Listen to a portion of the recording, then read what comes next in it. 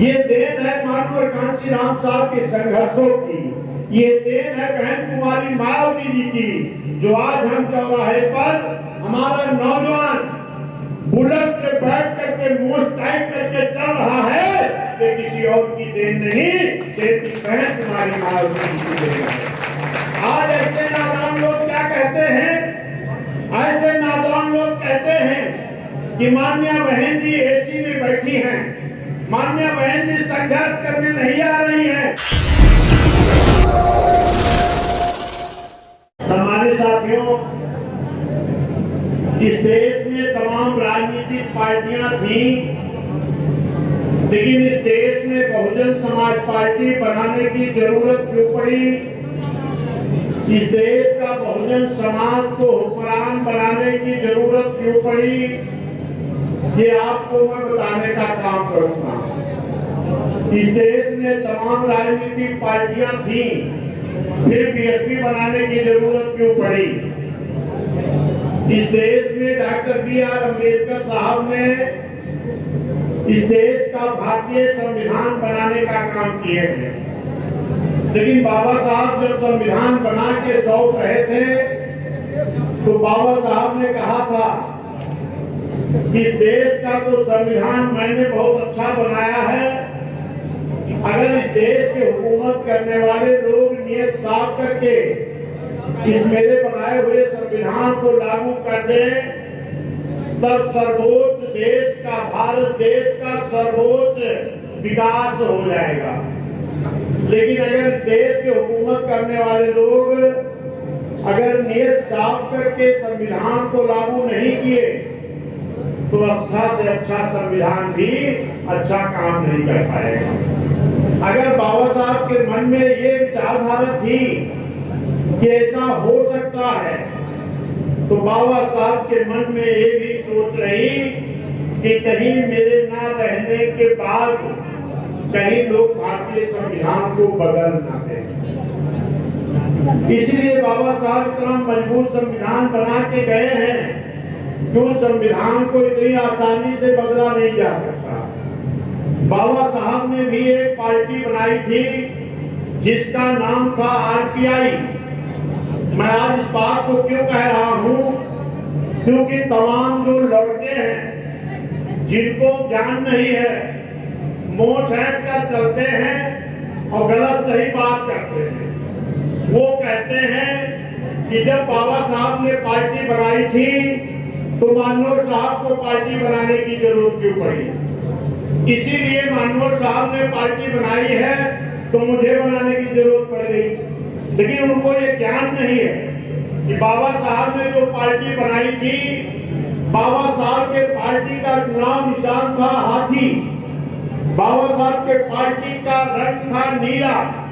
लेकिन बाबा साहब के न रहने के बाद बाबा साहब के खानदान के लोगों ने बाबा साहब के हाथी निशान वाली पार्टी, नीले झंडे वाली पार्टी को दूसरे दल में विलय कर चुके थे।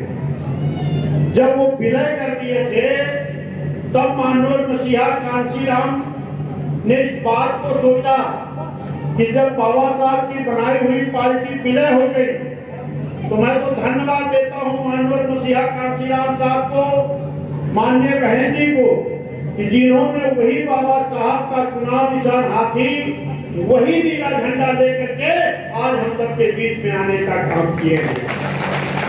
ये इनको अगर ज्ञान हो जाए तो इस तरह की बच्चों वाली बचकानी बात नहीं करेंगे।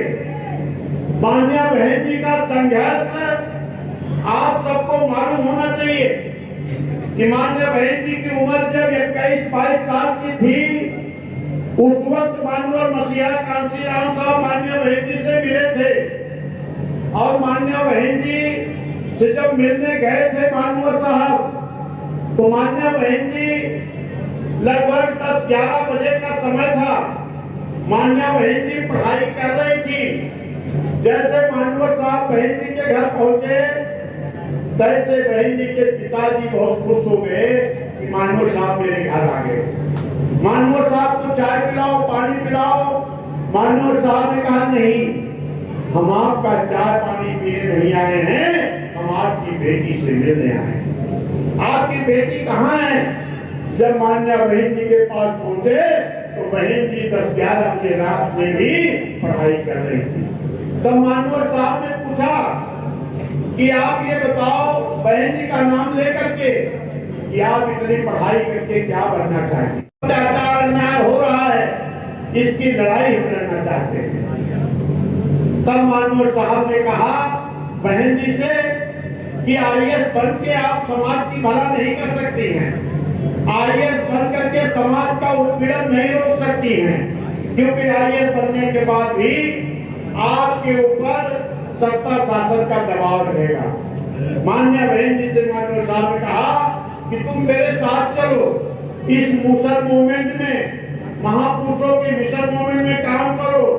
हम आपको इस प्रदेश का मुख्यमंत्री और इस देश का प्रधानमंत्री बनाएंगे, तब आप जाकर के अपने दबे कुचले समाज को न्याय दिला पाओगे। और जब पहली बार मान्या बहन जी मुख्यमंत्री बनी तो आपको जानकारी होना चाहिए कि मान्या बहन जी के मुख्यमंत्री बनने के पहले हम लोग अपनी माँ की कोख से इंसान के रूप में जन्म तो लेते थे, लेकिन हमको जानवर से बदतर जिंदगी जीने के लिए मजबूर किया जाता था। तालाब में जानवर पानी पी सकता था, लेकिन हम इंसानों को पानी पीने का मौका नहीं मिलता था। हम अपने घर पर भी, अपनी टूटी चारपाई पर भी बैठे रहते थे तो कुछ ऐसे सामंतवादी लोग आते थे जिनके सामने हमें खड़े होकर के जमीन में बैठना पड़ जाता था।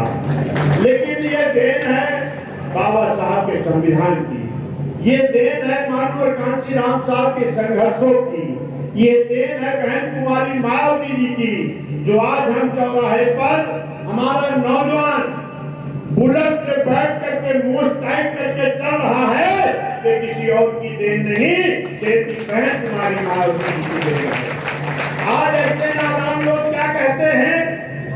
ऐसे नादान लोग कहते हैं कि मान्या बहन जी एसी में बैठी हैं, मान्या बहन जी संघर्ष करने नहीं आ रही हैं। किसी भी बहन का कोई भी भाई इतना नालायक नहीं हो सकता कि 70-75 साल की उम्र में अपनी बहन को रोड को करने के लिए कहेगा। और अगर इस तरह से कोई बोल रहा है तो निश्चित मान लीजिए वो समाज का हितैषी नहीं हो सकता, वो समाज के लिए काम नहीं कर सकता।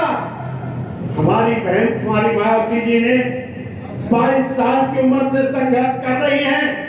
आज बहन जी की उम्र 70 साल से ज्यादा है, लेकिन इसके बाद भी बहन जी आज भी रात दिन हम लोगों के लिए चिंतित हैं, क्योंकि आज हम जब सत्ता में नहीं हैं तो हमारे लोगों के ऊपर अत्याचार हो रहा है, जुल्म हो रहा है, जाति हो रही है, हमारी जमीनें छीनी जा रही, हमारी बहन बेटियों के ऊपर अत्याचार हो रहा है, हमारी नौकरियों को छीना जा रहा है, हमारे सरकारी विभाग का आरक्षण है उसको खत्म किया जा रहा है। ये निश्चित है कि इसलिए हमें बहुजन समाज को हुक्मरान बनाना जरूरी है।